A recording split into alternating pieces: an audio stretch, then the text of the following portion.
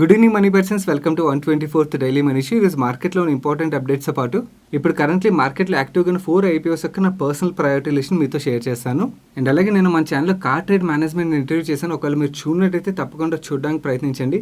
చాలా ఇంట్రెస్టింగ్ ఉంటుంది interview. Let's start today's daily money show.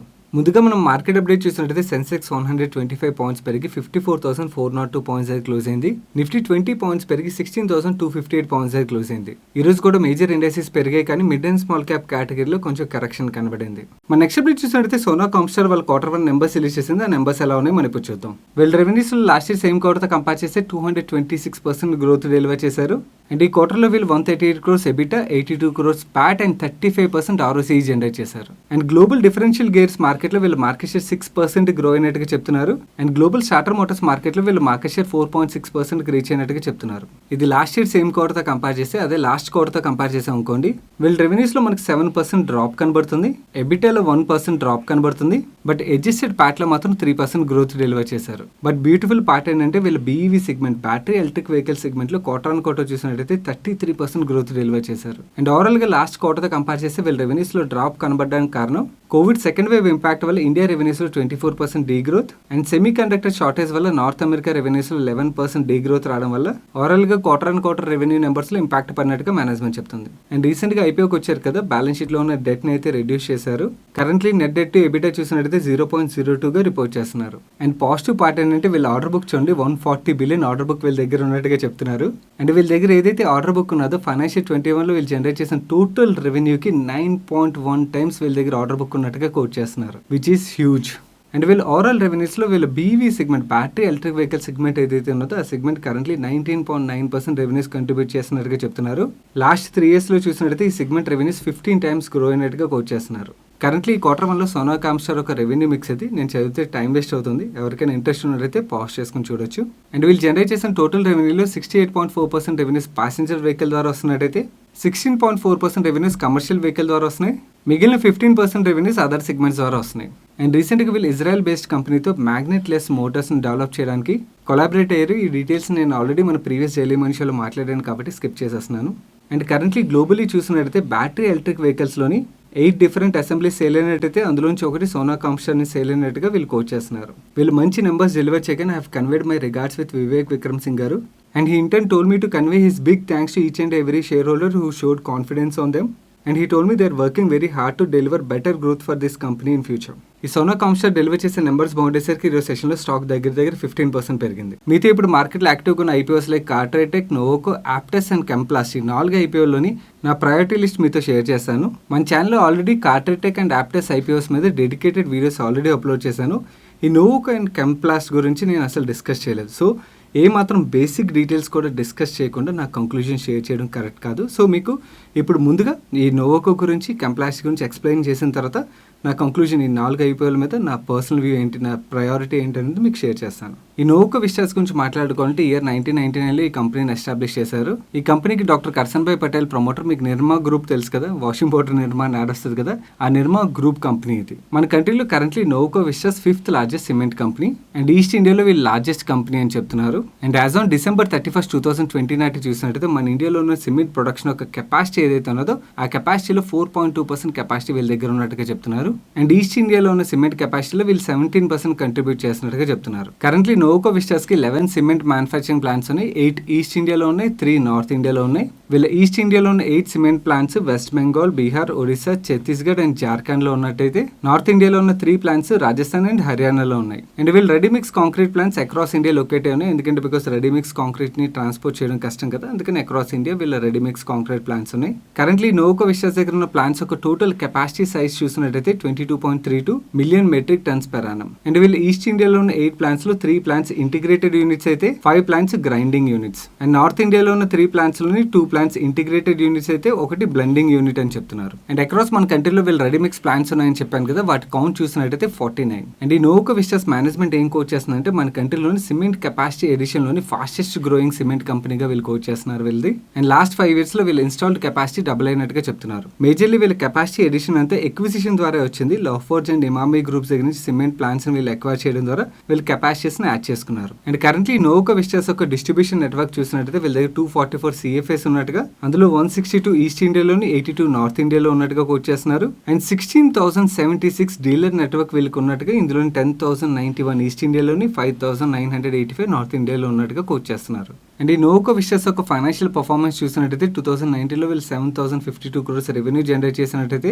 2020లో వీళ్ళ రెవెన్యూస్ లో 3% డ్రాప్ కనబడుతుంది. బట్ 21లో అగైన్ 7,488 crores రెవెన్యూ జనరేట్ చేశారు. అండ్ ఎబిటా విషయంకి వచ్చినట్టయితే వీళ్ళు 2019లో 971 crores ఎబిటా జనరేట్ చేసినట్టయితే 2021లో 1,494 crores ఎబిటా జనరేట్ చేశారు. సో ఎబిటాలో డీసెంట్ గ్రోత్ డెలివర్ చేశారు. ప్రాఫిటబిలిటీ విషయంకి వచ్చినట్టయితే 2019లో వీళ్ళు 26 crores లాస్ డిక్లేర్ చేసినట్టయితే 2020లో 249 crores ప్రాఫిట్ డిక్లేర్ చేశారు. అగైన్ 2021లో 25 crores లాస్ డిక్లేర్ చేశారు. అండ్ వీళ్ళు జనరేట్ చేసిన రిటర్న్ రేషియో చూసినట్టయితే లాస్ట్ 3 years లో వీళ్ళు సింగిల్ డిజిట్ ROCE జనరేట్ చేస్తున్నారు. ఇక్కడ మీకు స్క్రీన్ మీద నోవోకో విస్టాస్ ఒక బేసిక్ IPO డీటెయిల్స్ కనబడుతున్నాయి. ఈ డీటెయిల్స్ మీకు ఎక్కడికి వెళ్ళినా దొరుకుతాయి, బేసిక్ డీటెయిల్స్ ఇవి. సో ఎవరైనా కావాలనుకున్నట్టయితే పాజ్ చేసి చూడండి. నేనైతే చదివి అనేసి మీ టైం వేస్ట్ చేయదలుచుకోలేదు. టోటల్ ఇష్యూ సైజ్ మాత్రం చూసినట్టయితే 5,000 crores. ఇందులో ఫ్రెష్ ఇష్యూ 1,500 crores అయితే, offer for sale 3,500 crores. And ఈ కంప్లాస్ట్ గురించి మాట్లాడుకుంటే Sanmar group company and Canada based richest investor అయిన ప్రేమ్ వాత్సా గారి కంపెనీ ఫెయిర్ ఫ్యాక్స్ ఈ కంపెనీలో ఇన్వెస్ట్ చేసింది. ఈ కంప్లాస్ట్ March 13th, 1985 లో ఎస్టాబ్లిష్ చేశారు. ఈ కంపెనీలో ప్రేమ్ వాత్సా గారు ఫెయిర్ ఫ్యాక్స్ ఇన్వెస్ట్ చేసిందని చెప్పాను కదా. ఇయర్ 2016లో వీళ్ళు ఇన్వెస్ట్ చేశారు. ఈ కంప్లాస్ట్ స్పెషాలిటీ కెమికల్ మ్యానుఫ్యాక్చరర్. వీళ్ళు మేజర్ గా స్పెషాలిటీ పేస్ట్ PVC రెజిన్స్ ని and pharmaceutical, agrochemical and fine chemical sectors కి కస్టమ్ మ్యానుఫ్యాక్చరింగ్ సర్వీసెస్ ప్రొవైడ్ చేస్తుంటారు. అండ్ మన కంట్రీలో స్పెషాలిటీ పేస్ట్ PVC మ్యానుఫ్యాక్చర్ చేసే కంపెనీస్ లో ఇది లార్జెస్ట్ కంపెనీగా వీళ్ళు కోట్ చేస్తున్నారు. అండ్ అలాగే కాస్టిక్ సోడా మ్యానుఫ్యాక్చర్ చేసే కంపెనీలో 3rd లార్జెస్ట్ కంపెనీ గాను, అండ్ హైడ్రోజన్ పెరాక్సైడ్ మ్యానుఫ్యాక్చరింగ్ లోని సౌత్ ఇండియాలోని లార్జెస్ట్ కంపెనీగా కోట్ చేస్తున్నారు. వీటితో పాటు మన కంట్రీలో క్లోరోమీథేన్ మార్కెట్ లోను one of the oldest manufacture గా కోట్ చేసుకుంటున్నారు. అండ్ రీసెంట్ గా వీళ్ళ గ్రూప్ కంపెనీ అయిన CCBL ని ఎక్వైర్ చేశారు. కరెంట్లీ ఈ కంప్లాస్ దగ్గర 4 మ్యానుఫ్యాక్చరింగ్ ఫెసిలిటీస్ ఉన్నట్టయితే అందులో 3 తమిళనాడులో ఉన్నాయి, 1 పుడుచేరిలో ఉంది. ఈ కంప్లాస్ట్ యొక్క ఫైనాన్షియల్ నెంబర్స్ చూసినట్టయితే వీళ్ళు 2019లో 1,254 crores రెవెన్యూ జనరేట్ చేసినట్టయితే 2020లో కూడా మనకి సిమిలర్ నెంబరే కనబడుతుంది. బట్ కానీ 2021లో వీళ్ళ రెవెన్యూస్ లో మీకు ఎక్సెప్షనల్ నెంబర్ కనబడుతుంది. దానికి రీజన్ ఏంటంటే రీసెంట్ గా వీళ్ళు కంపెనీని ఎక్వైర్ చేశారని చెప్పాను కదా. అక్విజిషన్ ద్వారా యాడ్ అయిన రెవెన్యూస్ ఏవైతున్నాయో దానివల్ల ఈ రెవెన్యూస్ లో మనకు గ్రోత్ కనబడుతుంది. అండ్ ఎబిటా విషయంకి వచ్చినట్టయితే వీళ్ళు 2019లో 298 crores ఎబిటా జనరేట్ చేసినట్టయితే 2020లో వీళ్ళు ఎబిటా 254 crores కి డ్రాప్ అయింది. బట్ కానీ ఈ ఎక్విజిషన్ వల్ల మీకు 2021లో ఎక్సెప్షనల్ నెంబర్ కనబడుతుంది. అండ్ వీళ్ళు 20% అబౌవ్ ఎబిటా మార్జిన్ మెయింటైన్ చేస్తున్నారు. ప్రాఫిటబిలిటీ విషయంకి వచ్చినట్టయితే 2019లో వీళ్ళు 118 crores ప్యాట్ జనరేట్ చేసినట్టయితే 2020లో వీళ్ళు ప్యాట్ 46 crores కి డ్రాప్ అయింది. బట్ 21లో వీళ్ళు 410 crores ప్యాట్ రిపోర్ట్ చేశారు. ఇక్కడ మీకు స్క్రీన్ మీద ఈ కంప్లాస్ట్ ఒక బేసిక్ IPO డీటెయిల్స్ కనబడుతున్నాయి. ఎవరికైనా కావాలనుకున్నట్టయితే పాజ్ చేసుకుని చూడొచ్చు. టోటల్ ఇష్యూ సైజ్ చూసినట్టయితే 3,850 crores. ఇందులో ఫ్రెష్ ఇష్యూ 1,300 crores అయితే, offer for sale 2,550 crores. Coming to నా పర్సనల్ వ్యూ విషయంకి వచ్చినట్టయితే మీలో ఆల్రెడీ చాలా మంది గెస్ట్ చేస్తుంటారు నా ఫస్ట్ ప్రిఫరెన్స్ గురించి. కార్ట్రేట్ టెక్ నేను ఫస్ట్ చాయిస్ కింద ప్రిఫర్ చేస్తాను. ఎందుకంటే చాలాసార్లు చెప్పాను, టెక్నాలజీ రిలేటెడ్ కంపెనీస్ అంటే నాకు కొంచెం ఫస్ట్ ప్రయారిటీ ఎక్కువగా ఉంటుంది.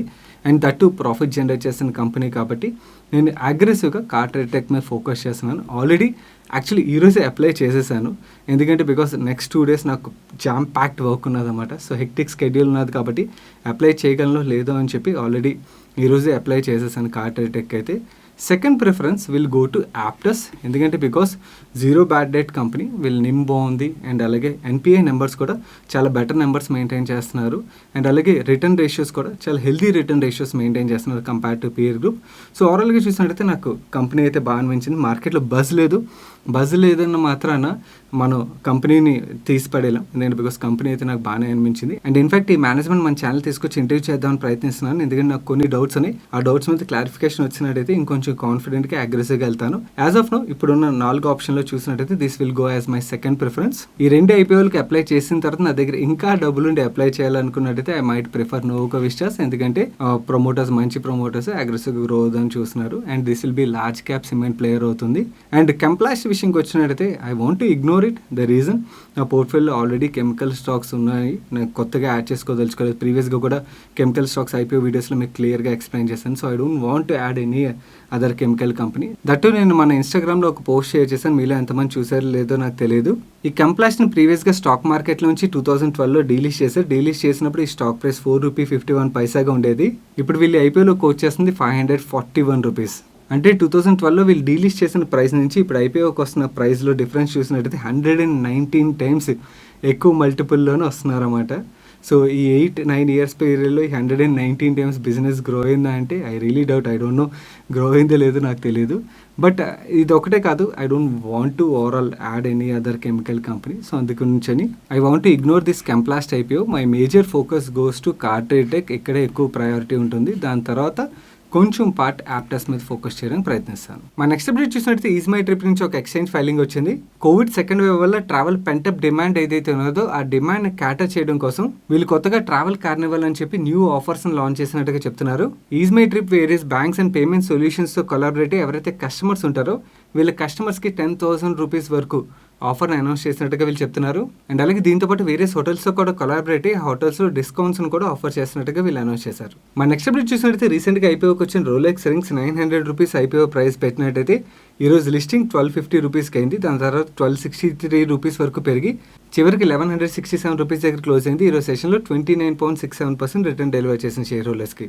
అండ్ ఈ రోలెక్స్ రింగ్స్ రిలేటెడ్గా కొంతమంది కామెంట్ సెక్షన్లో అడుగుతున్నారు. ఈ కంపెనీ హిస్టారికల్లీ పేమెంట్స్ని డిఫాల్ట్ చేసింది అండ్ అలాగే డిలే చేసింది అండ్ వీళ్ళ రెవెన్యూస్లో కూడా పెద్ద గ్రోత్ కనబడట్లేదు. అయినా కూడా కొన్ని మ్యూచువల్ ఫండ్ కంపెనీస్ పార్టిసిపేట్ చేసాయి కదా, దాన్ని మనం ఎలా తీసుకోవాలని చెప్పి అడుగుతున్నారు.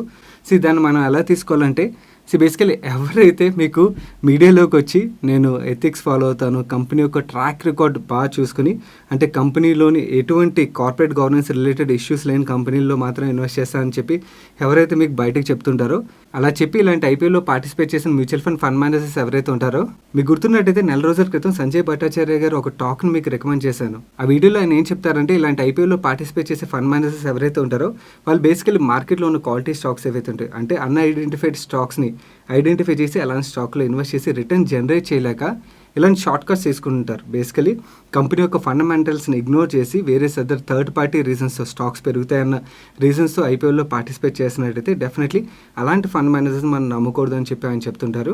So this is how we need to take it. And ఎవరైతే డిసిప్లైన్ ఇన్వెస్టర్స్ ఉంటారో ఇలాంటివి చూసినప్పుడు అనిపిస్తుంది, అరే నేను ఇది చెత్త కంపెనీ అని చెప్పి అవాయిడ్ చేస్తాను కదా, ఈ స్టాక్ ప్రైస్ పెరిగింది, నేను మిస్ అయిపోయినా అనిపిస్తుంది. అలా ఆలోచించాల్సిన అవసరం లేదు. There are many stocks. Reliance Power పెరుగుతుంది, రిలయన్స్ కమ్యూనికేషన్ పెరుగుతుంది, ఏ బిజినెస్లు సరిగ్గా లేనివి. సో అలా మనం ఆలోచించాల్సిన అవసరం లేదు. There are very good companies.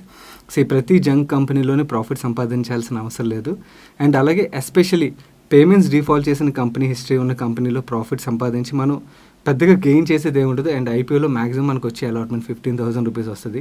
And double అయినా కూడా మ్యాక్సిమం ఎంత అవుతుంది, 200% అవుతుంది. కానీ డబుల్ అయినప్పుడు మనం దాన్ని కాన్ఫిడెంట్గా కొన్నాళ్ళు హోల్డ్ చేయగలం లాంగ్ టర్మ్ అంటే డెఫినెట్లీ ఇలాంటి కంపెనీని అయితే హోల్డ్ చేయలేం కదా. So what is the point ఆ 15,000తోని? అదే లాంగ్ టర్మ్ హోల్డ్ చేసి దాని తర్వాత ఇంకొంచెం అడిషనల్గా ఇన్వెస్ట్ చేసి ఇంకొంచెం లాంగ్ టర్మ్ వెల్త్ జనరేట్ చేసుకున్నట్టయితే that's the point. That is where the crux is. So 15,000 రూపీస్లోని మనకి ఎంత పెరిగింది, 30% కదా. 30% అంటే 4,500 రూపీస్ ప్రాఫిట్ జనరేట్ చేసింది. ఈ చిన్న చిన్న ప్రాఫిట్స్కి మీ ఇన్వెస్ట్మెంట్ డిసిప్లిన్ ఏదైతే ఉన్నదో దాన్ని బ్రేక్ చేసుకుని మీరు కాంప్రమైజ్ అయ్యి ఇలాంటి కంపెనీలో ఇన్వెస్ట్ చేయాల్సిన అవసరం లేదు. మన నెక్స్ట్ అప్డేట్ చూసినట్లయితే Maharashtra chief minister office desk నుంచి ఒక ట్వీట్ వచ్చింది. ఈ ట్వీట్లో వీళ్ళు ఏం చెప్తున్నారంటే ముంబై లోకల్ ట్రైన్స్ని తొందరలోనే రన్ చేయబోతున్నట్టుగా చెప్తున్నారు. ఎవరైతే ప్యాసింజర్స్ సెకండ్ డోస్ కంప్లీట్ అయ్యి 14 డేస్ కంప్లీట్ చేసుకుంటారో వాళ్ళు ట్రావెల్ చేయొచ్చు. ఈ ఆర్డర్ August 15th నుంచి ఎఫెక్టివ్ అవుతుంది. మంత్లీ ట్రైన్ పాసెస్ ని స్మార్ట్ ఫోన్స్ లో అవైలబుల్ గా ఉంచుతామని చెప్పారు. ముంబైలో లోకల్ ట్రైన్ ఆపరేషన్ స్టార్ట్ అయినట్టయితే రైల్వేకి అడిషనల్ ఇన్కమ్ జనరేట్ అవుతుంది కదా. అండ్ అలాగే టికెట్స్ ఎక్కువగా ఆన్లైన్లో బుక్ అయినట్టయితే ఐఆర్సీటీసీ కూడా పాజిటివ్. కాబట్టి ఈరోజు సెషన్లో ఐఆర్సీటీసీ స్టాక్ పాజిటివ్గా రియాక్ట్ అయ్యి 6.92% పెరిగింది. మన నెక్స్ట్ అప్డేట్ చూసినట్టయితే ఉజ్జీవన్ స్మాల్ ఫైనాన్స్ బ్యాంక్ వాళ్ళు Q1 నెంబర్స్ రిలీజ్ చేసింది. ఆ నెంబర్స్ ఎలా ఉన్నాయి మనం ఇప్పుడు చూద్దాం. వీళ్ళ నెట్ ఇంట్రెస్ట్ ఇన్కమ్లో 16% డ్రాప్ కనబడుతుంది. అండ్ వీళ్ళ నెట్ ఇంట్రెస్ట్ మార్జిన్ 10.2% నుంచి 8% డ్రాప్ అయింది. అండ్ ప్రీ ప్రొవిజన్ ఆపరేటింగ్ ప్రాఫిట్లో 24% డ్రాప్ కనబడుతుంది. అండ్ ఈ క్వార్టర్లో వీళ్ళు 233 crores లాస్ డిక్లేర్ చేశారు. అండ్ వర్స్ట్ పార్ట్ ఏంటంటే వీళ్ళు గ్రాస్ ఎన్పీఐ 1% నుంచి 9.8% గ్రో అయింది. అండ్ నెట్ ఎన్పీఐ 0.2 నుంచి 2.7 గ్రో అయింది. లయబిలిటీ సైడ్ చూసినట్టయితే వీళ్ళు డిపాజిట్స్లో 24% గ్రోత్ డెలివర్ చేసినట్టుగా చెప్తున్నారు. ఇందులో రీటైల్ డిపాజిట్స్లో ఇయర్ 32% గ్రోత్ డెలివర్ చేసినట్టుగా, కాసా బుక్లో 77% గ్రోత్ డెలివర్ చేసినట్టుగా, అండ్ రీటైల్ బ్రాంచ్ బ్యాంకింగ్ కాసాలో 129% గ్రోత్ డెలివర్ చేసినట్టుగా చెప్తున్నారు. అండ్ అలాగే వీళ్ళు retail branch banking saving account count 18,000కి రీచ్ అయినట్టుగా, అండ్ ఈ రీటైల్ బ్రాంచెస్ ఏవైతే సేవింగ్ అకౌంట్స్ని ఎక్వైర్ చేసి ఆ సేవింగ్ అకౌంట్స్లోని యావరేజ్ బ్యాలెన్స్ 42,000 మెయింటైన్ చేస్తున్నట్టుగా చెప్తున్నారు. సో దీనివల్ల వీళ్ళ కాసా రేషియో ఇంప్రూవ్ అయినట్టుగా వీళ్ళు కోచ్ చేస్తున్నట్టు మనకు అర్థమవుతుంది. అండ్ వీళ్ళ అసెట్ సైడ్ చూసినట్టయితే మైక్రో ఫైనాన్స్ లెండింగ్లో జూన్ మంత్లో వీళ్ళ కలెక్షన్ ఎఫిషియన్సీ 77%గా ఉండేది, వేరే జూలైలో 93%కి రీచ్ అయినట్టుగా చెప్తున్నారు. అండ్ మైక్రో బ్యాంకింగ్ డిస్బర్స్మెంట్స్లో year on year 108% growth deliver చేసినట్టుగా, quarter on quarter 76% growth deliver చేసినట్టుగా చెప్తున్నారు. అదే అఫోర్డబుల్ హౌసింగ్ సెగ్మెంట్ విషయంకి వచ్చినట్టయితే జూన్ మంత్ కలెక్షన్ ఎఫిషియన్సీ 91%గా ఉంటే జూలై మంత్లో 93%కి రీచ్ అయినట్టుగా, బట్ డిస్బర్స్మెంట్స్లో మాత్రం లాస్ట్ ఇయర్ సేమ్ క్వార్టర్తో కంపేర్ చేస్తే గ్రోత్ కనబడుతుంది, బట్ లాస్ట్ క్వార్టర్తో కంపేర్ చేస్తే డ్రాప్ కనబడుతుంది. సిమిలర్లీ వీళ్ళ ప్రెజెంటేషన్లో medium small enterprises segment, personal loan segment, vehicle finance segment ఏవైతే ఉంటాయో ఈచ్ సెగ్మెంట్ ఒక బిజినెస్ నెంబర్స్ గురించి డీటెయిల్గా మాట్లాడారు. ఇవన్నీ ఫైన్, వినడానికి బాగానే ఉంటుంది. బట్ కానీ 9.8% gross NPI number and 2.7% net NPI number is definitely scary numbers.